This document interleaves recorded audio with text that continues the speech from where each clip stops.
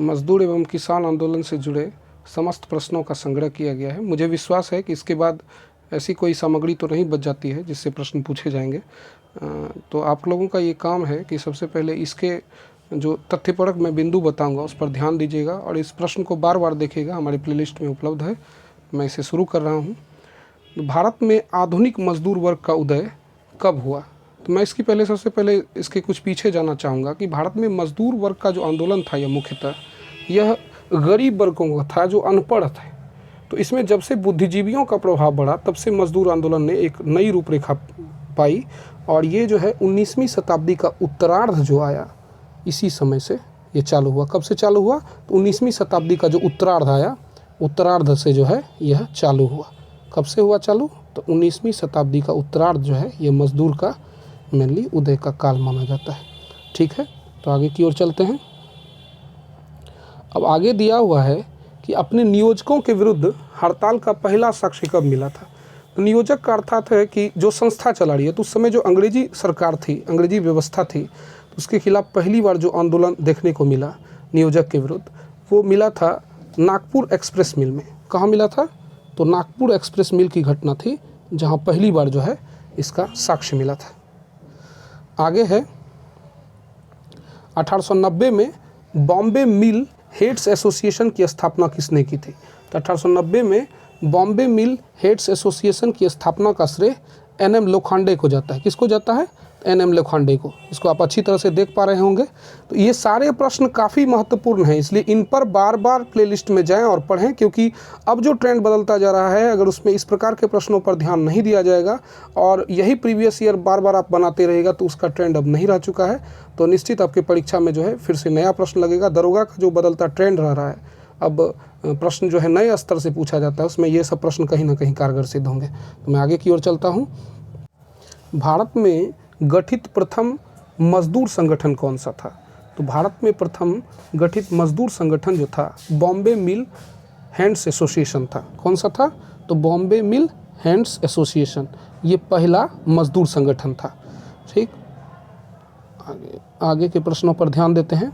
अस्थायी सदस्यता के साथ बनने वाला पहला मजदूर संगठन। इससे पहले जितनी भी संस्थाएं बनती थी उसमें सदस्यता बनती थी, कुछ दिन संस्थान रहते थे, उसके बाद समाप्त हो जाते थे। लेकिन पहली बार एक परमानेंट मेंबरशिप की जो धारणा है यह आई थी अमल गेटेड रेलवे सोसाइटी सर्वेंट के मामले में, और इसी की धारणा को जो है पहली बार इसमें स्थायी मजदूर की भावना, संगठन की भावना लाई गई थी।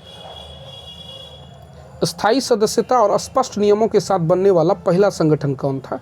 तो स्थायी नियमों और संस्था के साथ बनने वाला पहला संगठन जो था 1897 ईस्वी में बनी थी, वही अमल गेटेड सोसाइटी रेलवे की जो संस्था थी, जो मैं पहले भी आपको बता चुका हूं, तो आप ये जान चुके हैं। आगे चलिए। ब्रिटिश स्वामित्व और प्रबंधन में चलने वाली पहली हड़ताल कौन सी थी?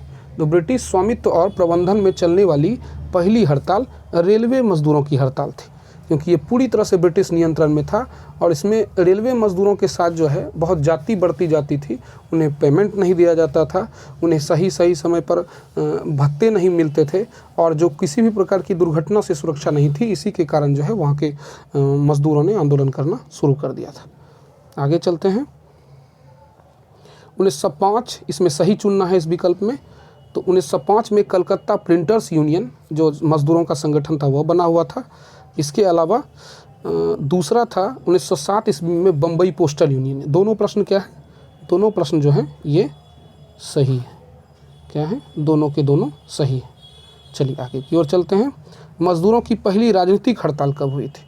तो मजदूरों का जो पहला राजनीतिक स्तर का हड़ताल था, यह तिलक को, जब बाल गंगाधर तिलक को गिरफ्तार कर लिया गया था अंग्रेजी प्रशासन के द्वारा, तो इस स्थिति में उनके विरोध में जो है मजदूरों ने हड़ताल की थी और ये हड़ताल था बम्बई कपड़ा मजदूर हड़ताल था।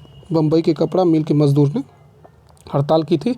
और भारत में कहेगा कि मजदूरों की पहली राजनीतिक हड़ताल क्या थी? तो 1908 ईस्वी में बम्बई में हुआ था। ये काफ़ी कारगर प्रश्न है, इस पर ध्यान दीजिएगा, बार बार इसको देखने की ज़रूरत है। आगे की ओर चलते हैं। पहली राजनीतिक हड़ताल हुई थी रेलवे हड़ताल, तिलक के गिरफ्तारी के संबंध में हड़ताल। तो अभी तुरंत मैं इस प्रश्न को देख चुका हूँ।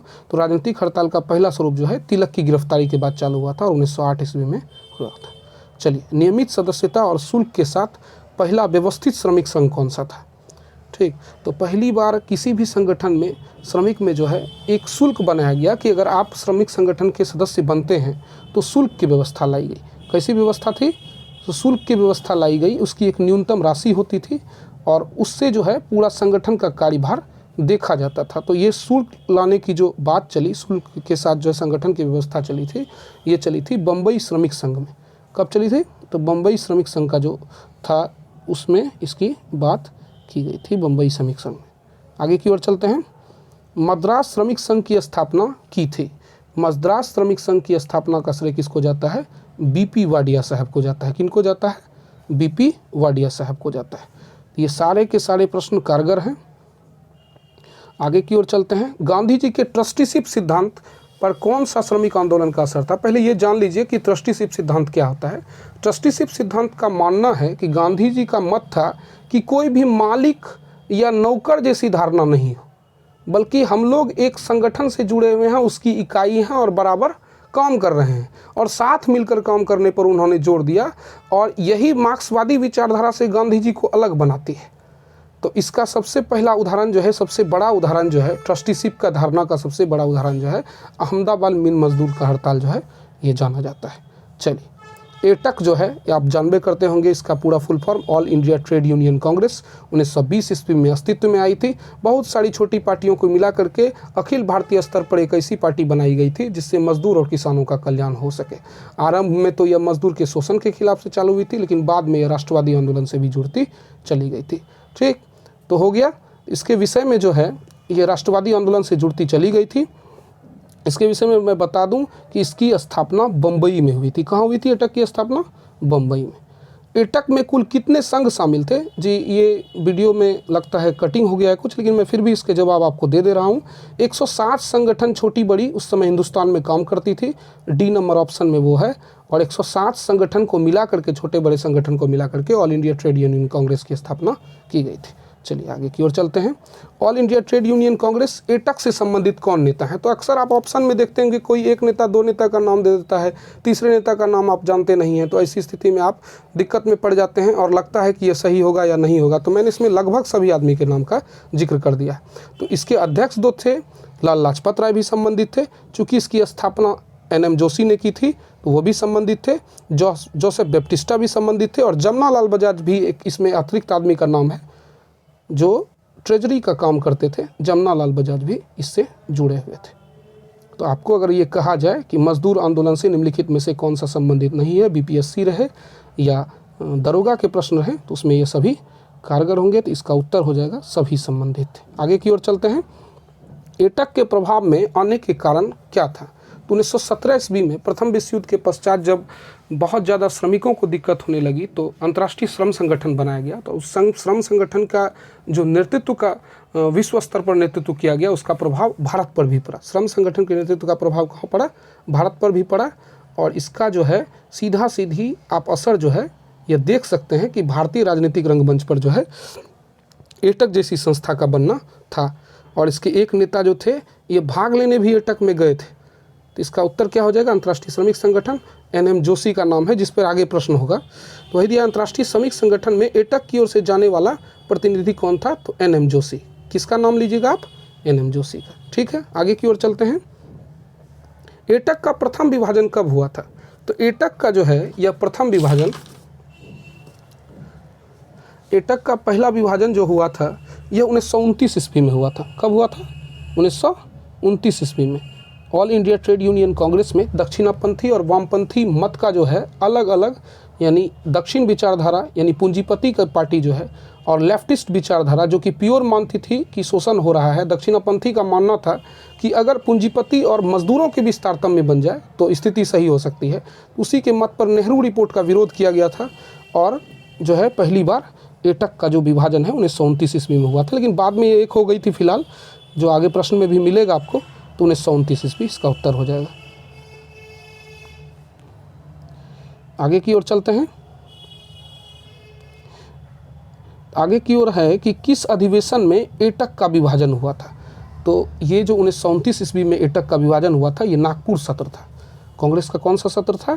तो नागपुर अधिवेशन में 1929 ईस्वी में। मैंने पहले भी मैं बता चुका हूँ कि नेहरू रिपोर्ट के विरोध में जो है ये दक्षिणापंथी और वामपंथी के विरुद्ध में जो है यह आंदोलन हुआ था। चलिए, एटक के विभाजन का मुख्य आधार क्या था? तो एटक के विभाजन का मुख्य आधार वही साम्यवादी और समाजवादी विचारधाराओं में मतभेद था। तो इसका उत्तर ये दोनों हो जाएगा। ठीक, चलिए आगे की ओर चलते हैं। एटक के विभाजन से कौन सी इकाई बनी थी? तो एटक को जो पहली बार विभाजित किया गया था तो एटक से टूटकर इंडियन ट्रेड यूनियन फेडरेशन की स्थापना हुई थी। किसकी स्थापना हुई थी? Indian trade union federation, Indian trade union federation. और बीबी गिरी के नेतृत्व में और एनएम जोशी के नेतृत्व में ये हुई थी। इंडियन ट्रेड यूनियन फेडरेशन से जुड़े कौन थे? ठीक, अगला प्रश्न आप देख लीजिए, मैंने दोनों का नाम लिया था और सीधे तौर पर आपसे बीपीएससी या दरोगा या किसी अन्य परीक्षा में पूछा जा सकता है कि इंडियन ट्रेड यूनियन फेडरेशन से जुड़ने वाले निम्नलिखित में से कौन से व्यक्ति थे? तो एनएम जोशी या बीबी गिरी, जिसका भी नाम दो तो दोनों सही होगा। इसके अलावा अन्य कोई सदस्य उसमें नहीं थे। एटक में दूसरा विभाजन कब हुआ था? तो एटक का दूसरा विभाजन जो है ये 1934 ईस्वी में हुआ था। कब हुआ था? एटक, सॉरी मैं गलती से मतलब हो गया है, तो 1931 ईस्वी में एटक का दूसरा विभाजन हुआ था। एटक का दूसरा विभाजन कब हुआ था? 1931 ईस्वी में। एटक के दूसरे विभाजन के बाद कौन सी पार्टी बनी थी? तो red trade union Congress party बनी थी। कौन सी पार्टी बनी थी? रेड ट्रेड यूनियन पार्टी बनी थी। और ये अति महत्वपूर्ण प्रश्न है। रेड ट्रेड यूनियन कांग्रेस से जुड़े कौन थे? तो रणदिवे और देश पांडे, दोनों का नाम जो है इसका आता है इसमें। रणदिवे और देश पांडे जो थे दोनों इससे संबंधित थे। आगे चलते हैं। रेड ट्रेड यूनियन कांग्रेस जो है फिर से एटक में मिल गई। तो इसका कारण यही था कि उन सबों में जो मतभेद था उसका तत्काल निवारण कर दिया गया था। तो 1934 के में जो है 1934 ईस्वी में जो है ये दोनों फिर से मिल गई थी। ठीक है, आगे चलते हैं। 1938 ईस्वी में कौन सी पार्टी एटक में पुनः आकर मिली थी? तो इसके ऑप्शन कुछ नीचे हैं, मैं आपको ठीक से बता दे रहा हूँ। तो इसका जो उत्तर हो जाएगा ये आपका ये हो जाएगा ट्रेड यूनियन फेडरेशन। क्या उत्तर हो जाएगा? Trade union federation. 38 में जो पार्टी मिली थी ट्रेड यूनियन फेडरेशन उसका नाम था। क्या नाम था? Trade union federation. चलिए आगे की ओर चलते हैं। आगे है 1938 ईस्वी में संयुक्त अधिवेशन कहाँ संपन्न हुआ था? तो सारी पार्टियां जो कि इससे अलग हुई थी, किसान और मजदूर की जितनी भी पार्टियां छोटी छोटी एटक से अलग हुई थी वो सब फिर से एक जगह इकट्ठा होकर के 1938 ईस्वी में जो है एक जगह एकत्रित हुई और नागपुर में जो है फिर से एक बार बुलाई गई सर्वदलीय बैठक और उसमें फिर से संयुक्त अधिवेशन हुआ था। 1925 ईस्वी में सर्वप्रथम प्रांतीय स्तर पर पहला मजदूर किसान पार्टी, यानी ऐसे कृषक जो मजदूर की भांति खेतों में काम करते थे, इसकी जो पहली मीटिंग है ये कोलकाता में बुलाई गई थी। कहाँ बुलाई गई थी? कोलकाता में। सभी प्रांतीय दलों ने मिलकर कब अखिल भारतीय मजदूर किसान पार्टी बनाई थी? अब जो है किसान जो बटाईदार की तरह काम करते थे उसके लिए पहली बार जो है 1928 ईस्वी में जो है पहली बार इसकी पार्टी बनाई गई थी। अखिल भारतीय मजदूर किसान पार्टी का प्रथम अधिवेशन कब हुआ था? तो अखिल भारतीय या किसकी अध्यक्षता में हुआ था? तो सोहन लाल की अध्यक्षता में। मैं फिर से इसको दिखा रहा हूँ, सोहन लाल की अध्यक्षता में जो है इसका गठन हुआ था। ठीक है, आगे चलते हैं। स्वाधीनता आंदोलन के दौरान कौन सा आंदोलन सबसे बड़ा मजदूर आंदोलन था? तो स्वाधीनता आंदोलन के दौरान जो है अहमदाबाद मिल मजदूर हड़ताल जो है वो सबसे बड़ा था। 6 महीने तक चली थी और 1.5 लाख आदमी जो थे इससे संबंधित जुड़े हुए थे। इसके अलावा मैं कुछ अन्य मुझे आशा है कि इन सभी में से परीक्षा में निश्चित कहीं ना कहीं से मजदूर संगठन आंदोलन से प्रश्न पूछे जाएंगे। तो आप लोग ज़रूर इस चैनल को सब्सक्राइब और शेयर करें ताकि इसकी नोटिफिकेशन आपको जल्दी से जल्द मिलती रही और अपने सहपाठियों के बीच बांटें, क्योंकि अब जो पुराना परीक्षा का ट्रेंड है वो लगातार बदलता जा रहा है। अगर इस तरह के प्रश्न पर आप ध्यान नहीं दीजिएगा तो निश्चित ही परीक्षा में पीछे रह जाइएगा।